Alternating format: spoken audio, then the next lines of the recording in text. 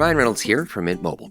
I don't know if you knew this, but anyone can get the same premium wireless for $15 a month plan that I've been enjoying. It's not just for celebrities. So do like I did and have one of your assistants switch you to Mint Mobile today.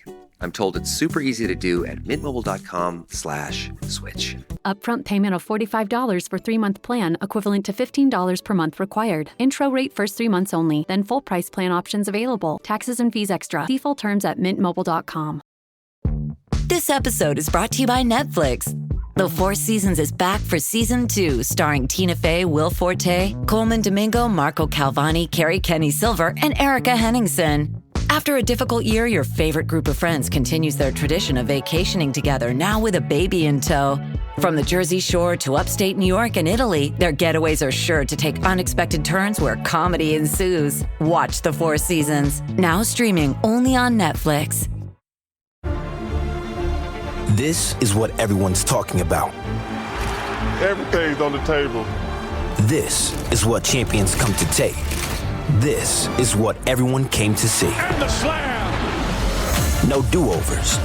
No second chances. No more Mr. Nice Guy. This is winner take all. The NBA Finals continue on ABC and the ESPN app.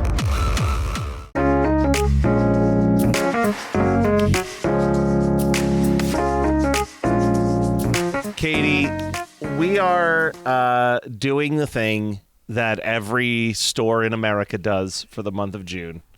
And on Christian Cringe, we are celebrating Pride Month. But I say that jokingly. The sincerity is, if there's ever a podcast, I've always kind of been like, I don't want to be the podcast. It's like, oh, it's Pride Month, so we should have some gay guests on. Like, we should just have gay guests on the show all year round. Can because you just put the rainbow flag over the over the screen? Yeah, Mary. Yeah, but you know what I mean. Like, for the most part, I've always been like, no, it's not a month; it's an all year round celebration, and you shouldn't just like narrow things down to a singular month. But when you're talking about Christianity and how much Christianity has fucked over people, it felt like the most punk rock thing that we could do here at Christian Cringe is put microphones in some of our favorite queer voices who've been on the show. Coming back, I believe you've been on the show before, right, Joe? This isn't your first. Is this your first appearance? No, he did Testaments. Which I still right. have no updates on. That's right. Well, you know what it was, Joe? I had a moment where I took pause because I was like, Joe's been on this before, but then I was thinking of when you were on Christmas 365 talking about church Christmas hymns, and then I was like, am I blending podcasts in my brain? Which you have wheeled me out for Christian Catholic related things, which, you know what, is fine. It's absolutely fine because, you know, I'm still very culturally Catholic. Yeah. Well, so when I reached out to you and I told you, hey, we're going to try to do Pride Month this year. We want to have you and Joshua and a few other people on. Mm-hmm. And you said what you usually say, which is you're like, I would love to do it. I didn't really grow up in the Christian belief as much as the Catholic belief, which did not have nearly as much fun as y'all crazy Christian Cringe folks. Yeah. But send me a list and I'll see if anything sparks joy. And the very last thing on the list, which I put intentionally, I was like, I know that if this is the top of the list, he won't read the list at all. So let me bury it at the bottom. And I said it, and you were like, Sister Act, please. I would like to talk about Sister Act. I would like to talk about it. And this is great, because you're setting yourself up to come back next year for Pride Month to talk about Sister Act 2, Back to the Habit. Yes. But, Joe, I'm going to give you the mic in a second to just spill all the love that you have for Sister Act in these movies. But I have to say, rewatching this for the first time in probably 2 or 3 years. I know I rewatched it during COVID.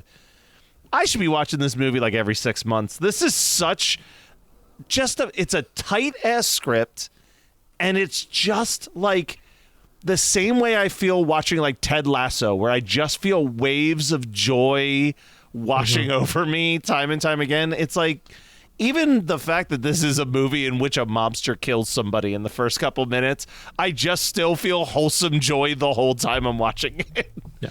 So please, Sister Act, Joe, let's talk about it. Well, peace be with you, all of you. And also with you. So here's the thing. Let me first address something. When you like growing up on Guam, right? Predominantly Roman Catholic. Thank you to 300 years of Spanish colonization. One thing that like I always, and like my family was pretty active in the church, like, village life kind of centers around the church, and it was very rare to like run into somebody who didn't like go to a Catholic church, right? Even culturally. Yeah. Right. So I remember like being a part of like the Bible club, and that was like in 6th grade, because I thought like, oh, like I can hide here. I like, I like the Bible. I'm a closeted young queer kid. And then realizing very quickly, like, oh, these are like not Catholic people. These are Christians who are like a little, like, I was like, it was really intense. There was speaking in tongues. It was all kind of like really strange to me, right? And then it became like every time I talked with somebody from like a Protestant or evangelical Christian faith, it was always like they were taking this as the moment to have like me answer for all of Catholicism, which like when you're a child is very like, and looking back on it now, I'm just like, oh, you see this as a moment to like, as a moment to be true to your own values and like, and proselytize as the way that, the Lord has wanted you to do. So that's my experience of it. The reason why I love Sister Act so much is because I was like, oh, here is portrayals of faith that like is widely like, again, representation matters, like widely out there, very popular, that shows things in a language that's very familiar to me, but like has such wider appeal, right? Like nuns, like I went to my preschool and like kindergarten was at a like private school run by like Dominican nuns, so it's like the negative reverse of the habit. So like instead of having like white with some, mostly black, they were instead of being black with some white, they were white with some black, right? So it's just the reverse. And so like, yeah, I grew up with like nuns as teachers. I grew up with I grew up with that. But like what was also cool was just like this very soulful, informed music too, right? Which is like not like sacred Catholic music is a lot of chanting, or then you get into like the 90s with like folksy guitar type of situation. And so I really love this movie because it's like, it's funny. It's like, it's adult enough, right? Like there's murder in the beginning. But like, it's like, I mean, Catholics, right? It's just like, how do you teach a child that like, Jesus died on a cross, they crucified him for your sins. So it's like, murder, fine. Like, a little baby being born that eventually in 33 years will be killed in order to, pay the ultimate price. Also fine. So it's like, we're okay. Well, we're not okay, but we're okay. So the thing about this song or this movie also that, I've expressed that like when it comes to Christian Cringe, I do want the stuff that we discuss to mostly be internal, right? Movies and albums and TV shows that were made with some type of evangelical intent, whether it was, something like we recorded an album recently where like maybe God is mentioned once across the entire album, but it came out on a Christian record label. Their intention was to spread some type of like biblical word.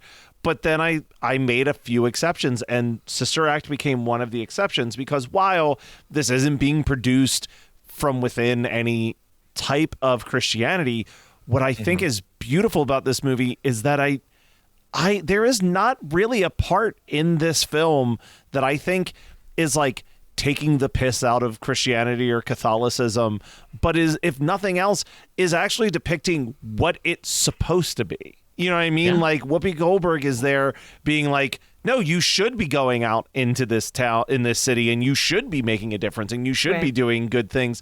And that like, that's what the sisters want to do. Yeah. Like they're like excited to go and meet the people and like make a difference in the world. And it's like there's something it's part of what makes it so wholesome, right? Because there is There is a very easy version where you could do this movie and every single nun is just this staunch, shitty, awful person. And they don't go that route. They're all like beautifully optimistic characters. Even the main one who's like the hard one to get over. You know what I mean? Like you have to win her over. Professor McGonagall. Maggie Smith. Dame Maggie Smith, may she rest. Dame. Yes. R.I.P. It's just like to that point, right? Like the tenets of like religious life. When you think about the various ways that people can be called, they talk about that in the movie too, like the idea of like getting the call, right? To be called to serve the Lord, like, and by extension, like the people of God and, you know, the Catholic Church. There's many different ways that you can like go about that, right? Like you can either go what's known as like the diocesan route, which is like you go through the process of becoming religious, mainly priests, and then you'll like work for like the Diocese of San Diego, the Diocese of Philadelphia, Los Angeles, whatever, and then you get deployed out into the community. So like, you know, you'll be the parish priest. Like those are the people who are like your quote unquote like working people, right?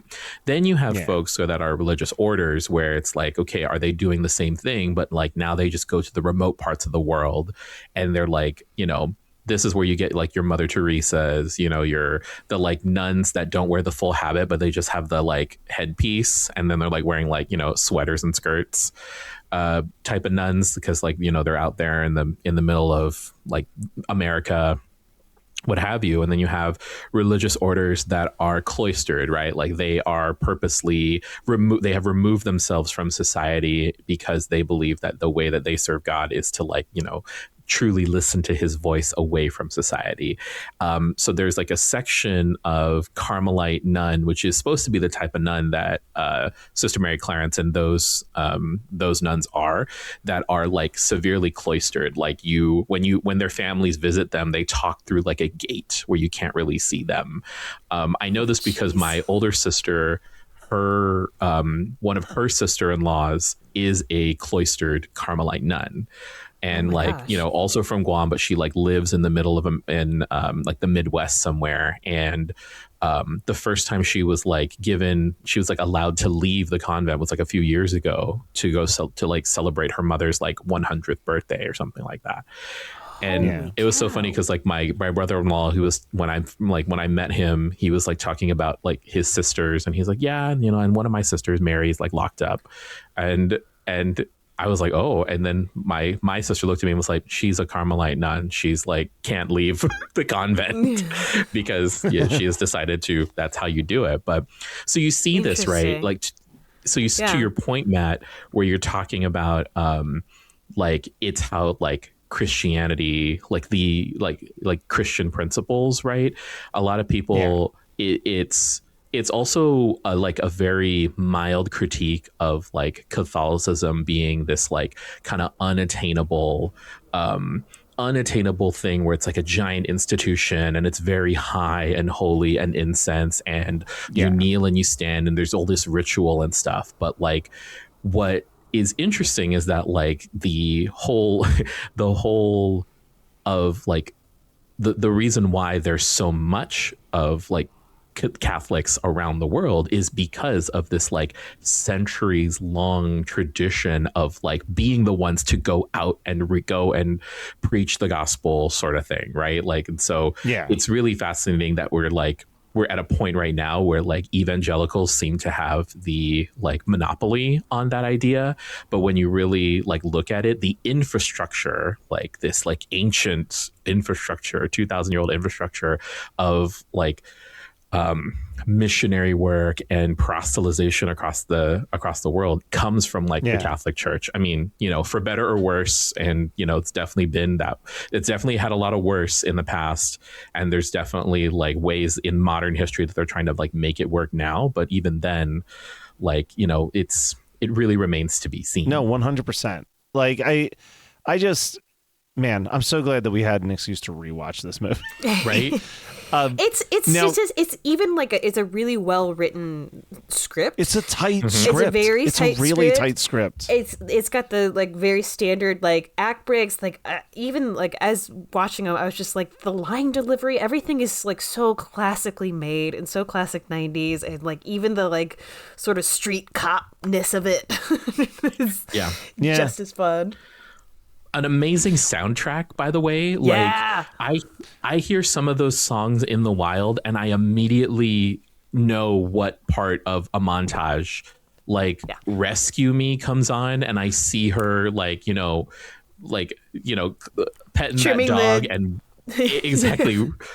I see Touch of Love. Oftentimes I'll play Touch of Love at because I host a trivia night a couple nights a week. And so I'll play like Touch of Love because it's like a 5-minute song.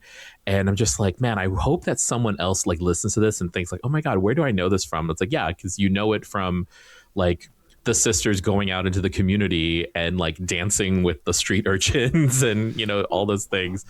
And so yeah.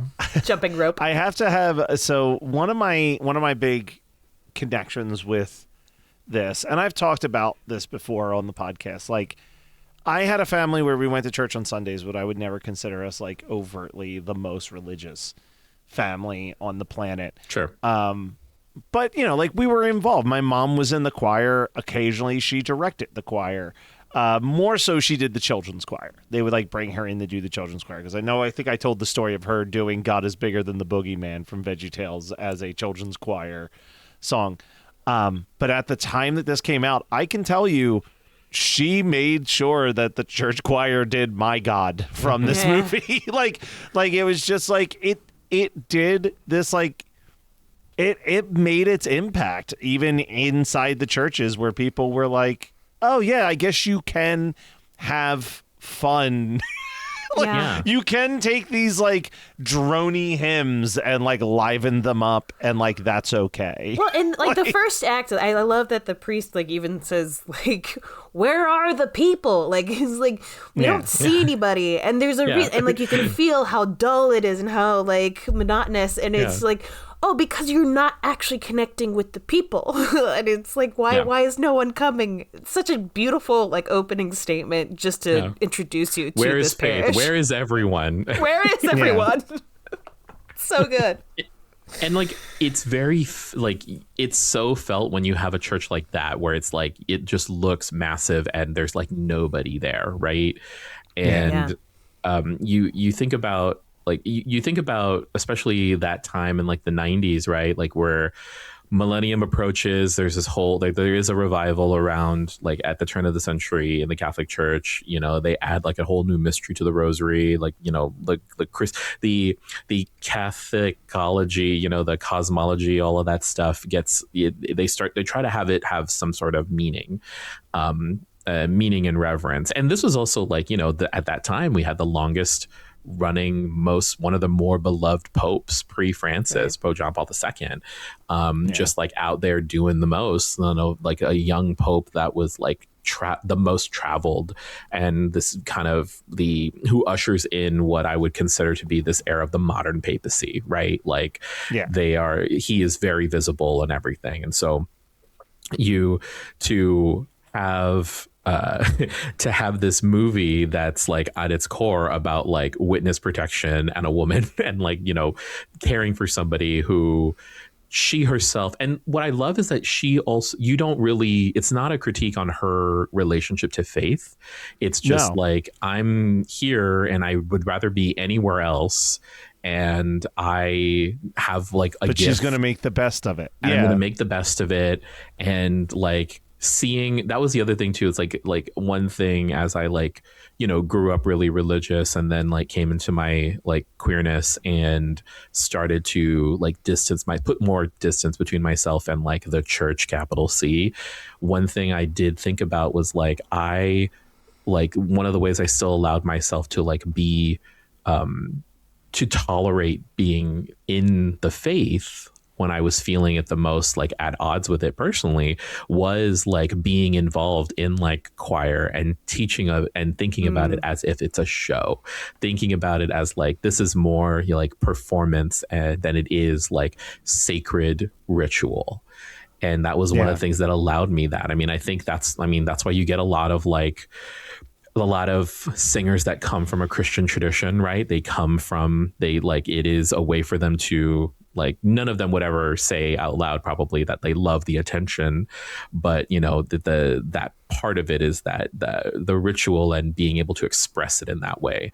Even now when I the odd time when I allow myself, like, okay, I'll go Christmas, Easter, whatever, like I open a book and I start singing, because like for me it just takes my mind off of like the yuckiness of it, like the yuckiness of the things that I maybe am not, like the ways in which I feel weird. And then it just like, I can focus on like the performance of it. Yeah. Wow. We've talked about it on here. It did, I love that. But it's also like one of those things that this movie kind of reinvokes. I feel like I never grew up Catholic. I went to a mass every now and then with my grandmother, but Sure. I mean, she always thought like, oh, you're not really Christian because you're not Catholic. And so that was kind of like my introduction. Old but school. Like this old school, like she's Croatian, like, but like watching this movie, it was like a nice reintroduction to like this side of like what the faith actually meant, like what being a nun not necessarily actually meant, but like within the context of the story, it was a nicer view than like the real view that I was getting from my own family. And I loved just like how much of an odd couple we've got with Maggie Smith and Whoopi Goldberg in this movie from the get-go. And like you can see like Maggie Smith represents so much of that traditional aspect, and and Whoopi represents like, hey, you're gonna have to break through the concrete of this. Like you have to grow and adapt.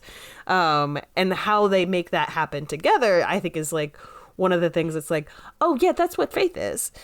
That's what faith is like creating something really beautiful and creating an actual safe space, which I totally understand why that would affect you. Yeah. Oh man. And like, again, when you're like a kid watching it, you don't separate that like, oh, is Reverend Mother her teacher from when she was a kid? I'm like, no, she's just like the analog, the surrogate for that experience, right? So it sets the stage and the table for like she has always been at odds with some sort of like, white woman of authority in the Catholic Church. Yeah, understandably so. And I love that it's like she does the Beatles joke and then she does the Elvis joke at the end there. If you're chasing data down instead of seeing it in one place, you need the Intuit ERP. Intuit Enterprise Suite. All your data in one place with built-in AI for real-time insights.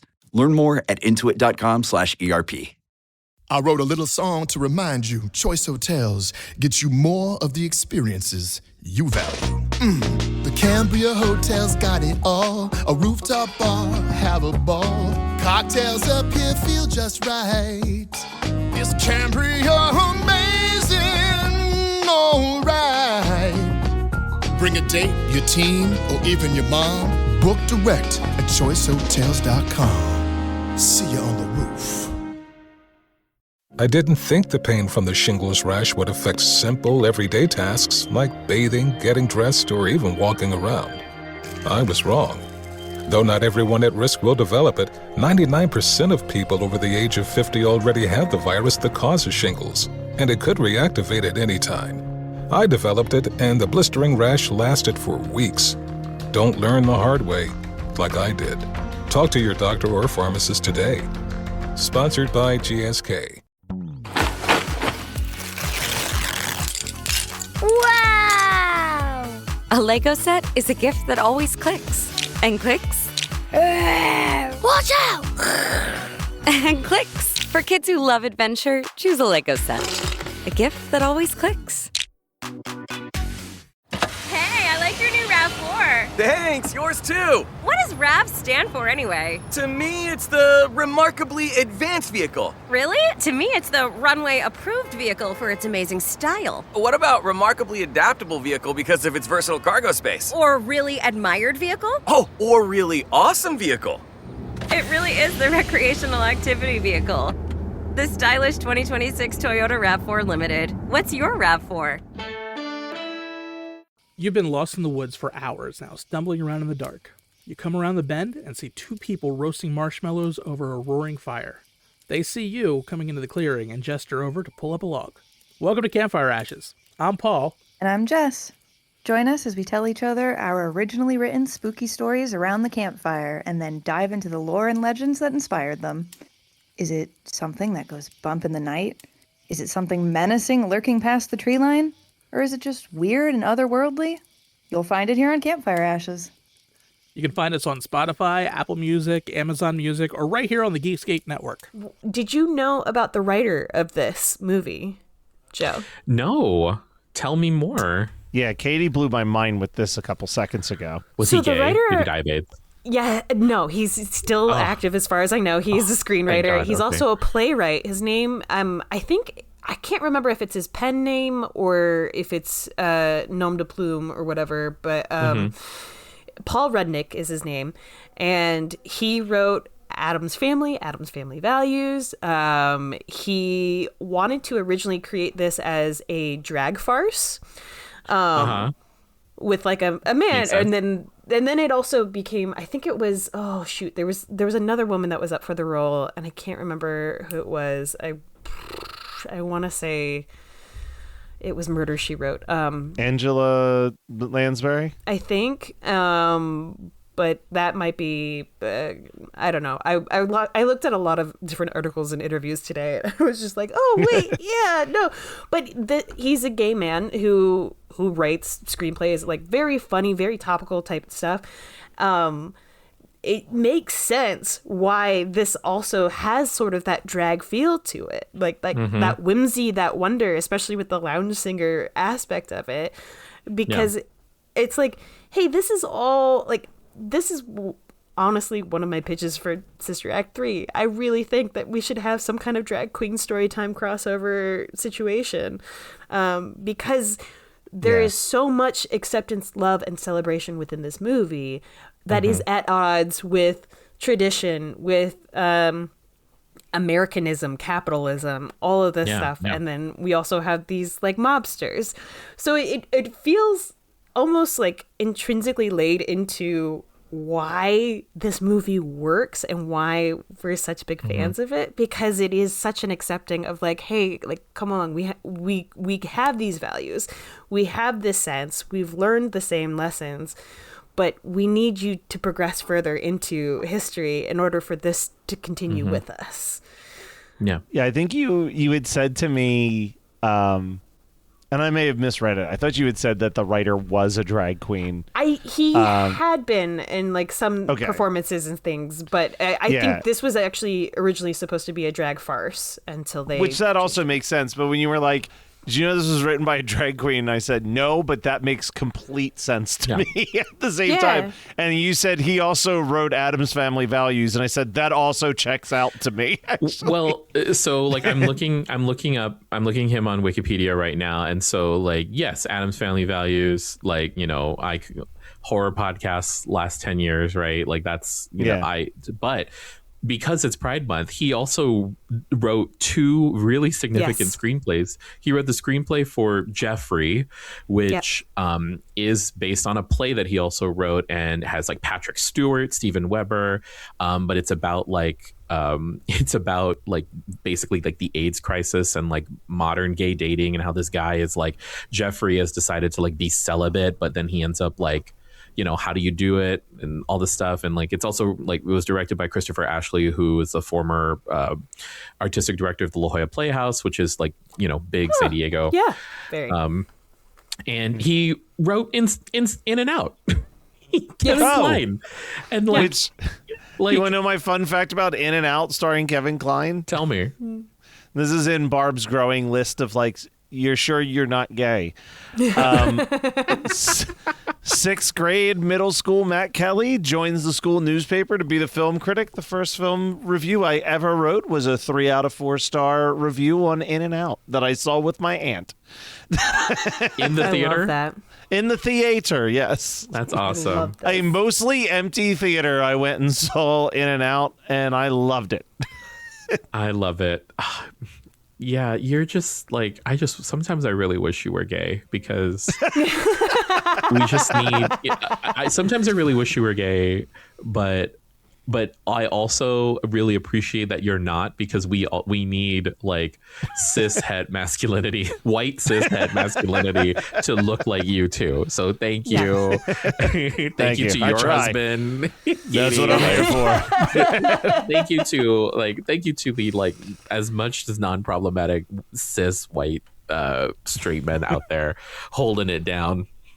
Well, proud to be of service on this lovely Pride Month. This is really why we're doing this. You've convinced me. This is about me, actually. No, this is the wrong message, Matt. The wrong message. The wrong message. Yeah, I think that was the other, like, it totally makes sense then why I like related to it on that level too, right? Like it has the very queer coded things of like a diva in trouble, right? Yeah. Like where, and like, you know, there is just something also inherently queer about just like a gaggle of nuns, right? Yeah. Like very sapphic, but like also, you know, the costume of it all.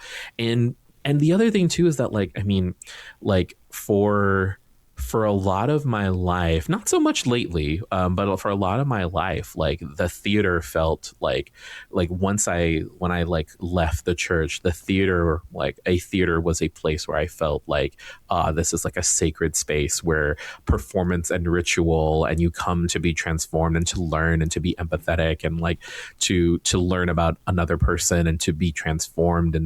And I think that there's also something that's very part of like a queer experience, right? Like, so, you know, not to toot my own horn, but for the last few years, I've been involved with San Diego Pride.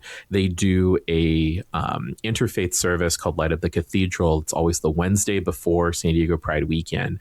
And it started over like a decade and a half ago now, where basically it was a way for people of different interfaith leaders who either are queer themselves or are part of faiths that affirm like queer people gather together and basically have like a night where they can just be like, hey, this is like the one solemn thing that happens before like the fun and joy of Pride weekend, right? So like they all get together, they have this interfaith service. And I remember the first time I went, it was in 2021, where they didn't have a Pride parade, but they did still have this service. And like the healing that I didn't know I needed to hear like an Episcopal minister get up there in like their full robes and just be like, hello, everybody, happy Pride, welcome home. If you are like, and it was this idea that like, these faiths the program itself acknowledges that queer people who grew up in faith may have had that faith weaponized against them.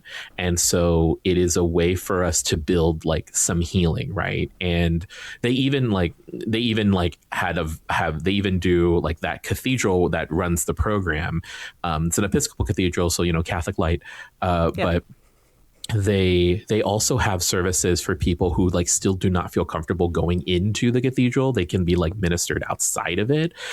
And so I've always appreciated that as like like this is like, while I may not feel particularly called to like attend Catholic Mass or any sort of services regularly, I can be of service to this program that I think will heal somebody who is, you know, who is affected by this. And I do think about like, you know, I often, every time I meet with like the organizers, I always think about like there is some sort of like sister act type of movie or, you know, thing that could be written about like us doing this, right? And the amount of like and people from all kind of faiths. We have like, there's like mostly Christian affirming, but we do have a few of the like affirming Jewish temples. And there is one guy who is who's just like a community person, but he is a Muslim leader that like will like does like a blessing, and it's just really great to see as many people as possible kind of gather under that umbrella of like, we are here as like, we understand like the like institutional and generational harm that may have been done, and and so I feel like this I think a lot about Sister Act in this way as like a place to bridge that, because very quickly about Sister Act 2, right? It's just like the songs that they're singing in Sister Act 2 are this like very gospel music that's like of the kind of Black church tradition.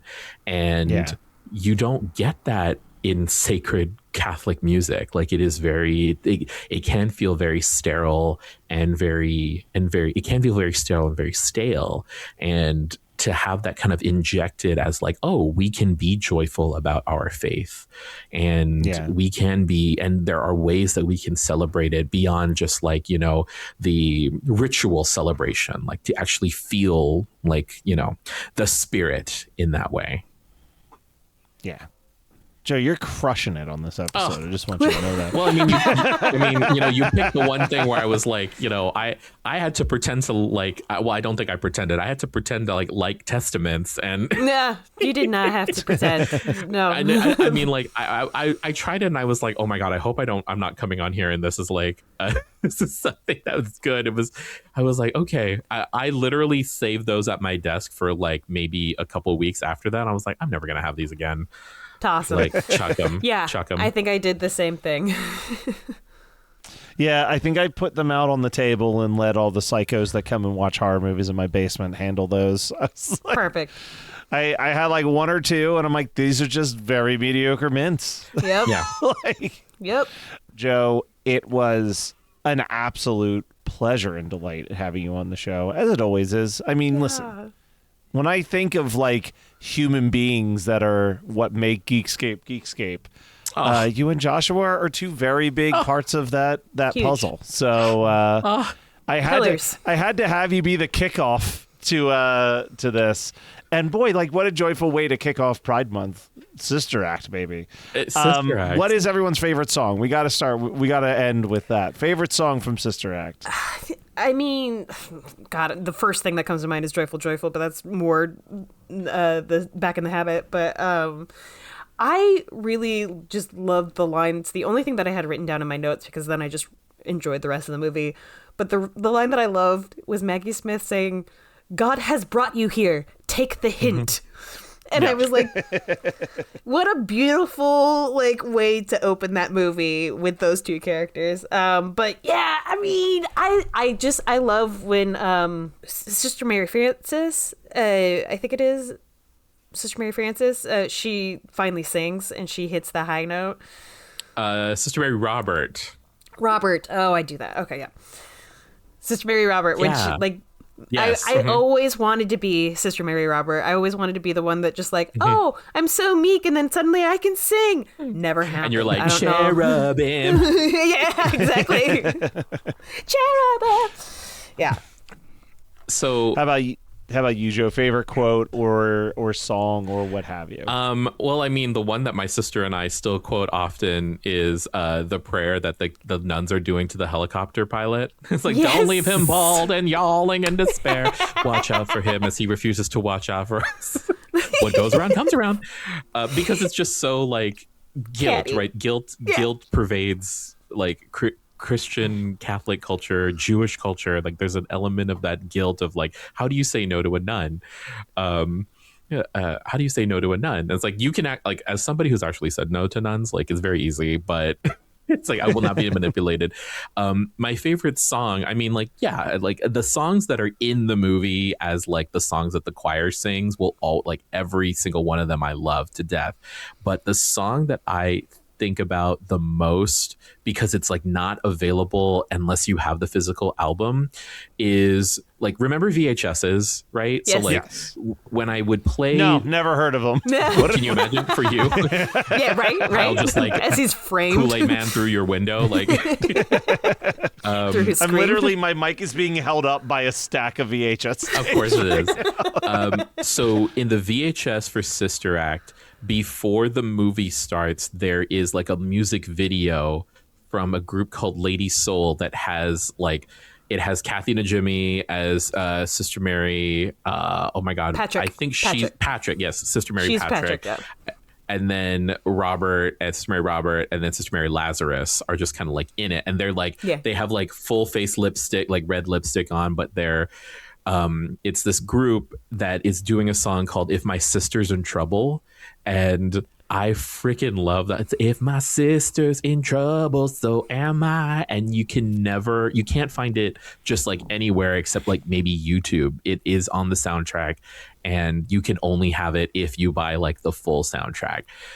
And it is, I think about it often because it's like, when I would play the VHS, you know, as like, you know, a true 90s millennial child, like you're playing the VHS, you're just kind of also allowing yourself to like watch that music video too. And it's this very like, it's that kind of like R&B, New Jack, house informed, like pop sound of that time, of the like the early 1990s.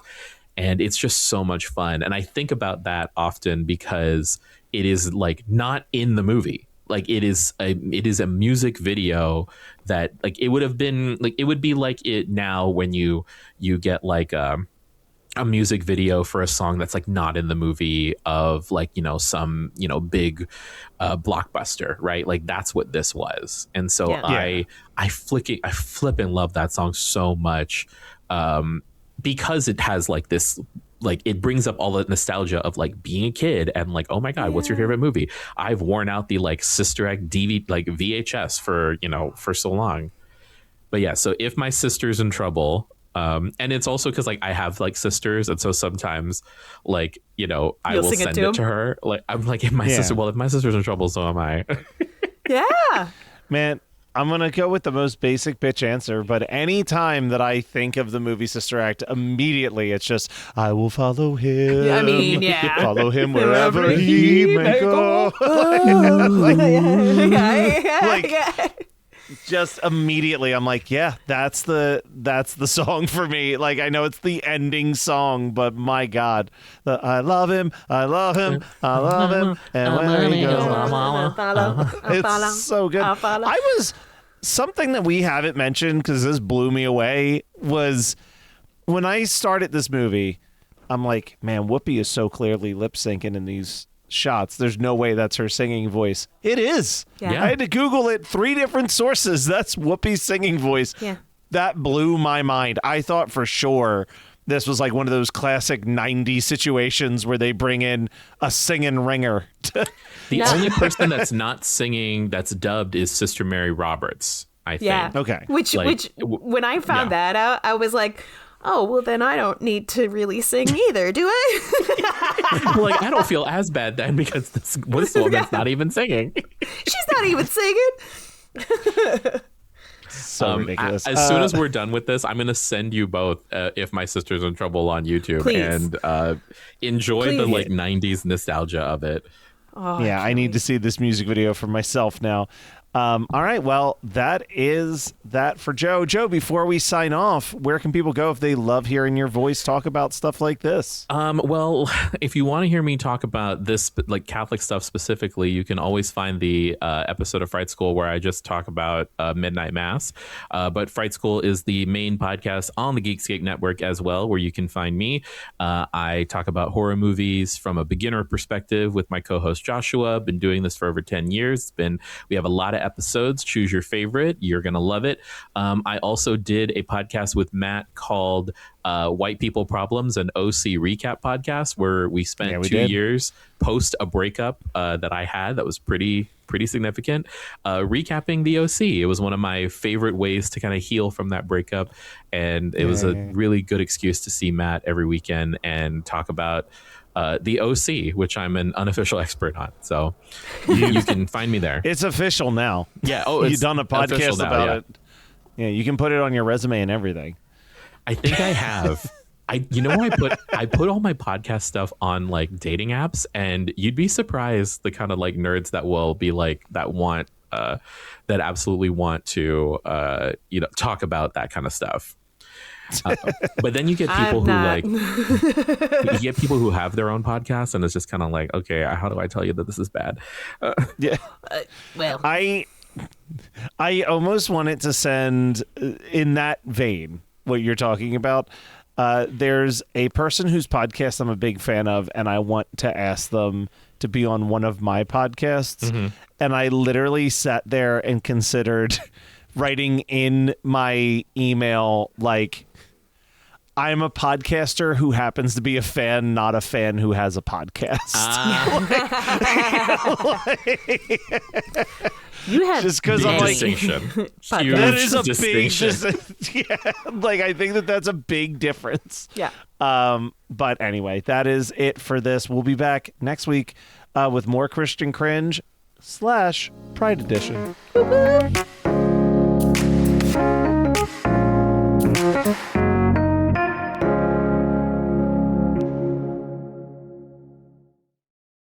Starting a business can seem like a daunting task, unless you have a partner like Shopify. They have the tools you need to start and grow your business. From designing a website to marketing to selling and beyond, Shopify can help with everything you need. There's a reason millions of companies like Mattel, Heinz, and Allbirds continue to trust and use them. With Shopify on your side, turn your big business idea into... Sign up for your $1 per month trial at shopify.com/special offer. Stitch Fix. Stop shopping. Get styled. Not today, sweatpants. Somebody's wearing jeans that fit. Wow! No photos, please. I'm just a regular dad who happens to have a stylist. I really look my best when someone else makes the decisions. Hey, we can all see you two-way mirrors. Just share your size, style, and budget, and your stylist sends personalized looks right to your door. Stitch Fix. Get started today at StitchFix.com. I want to hug you. I'm gonna hug you. I'm coming in for a hug. You're listening to the Geekscape Network.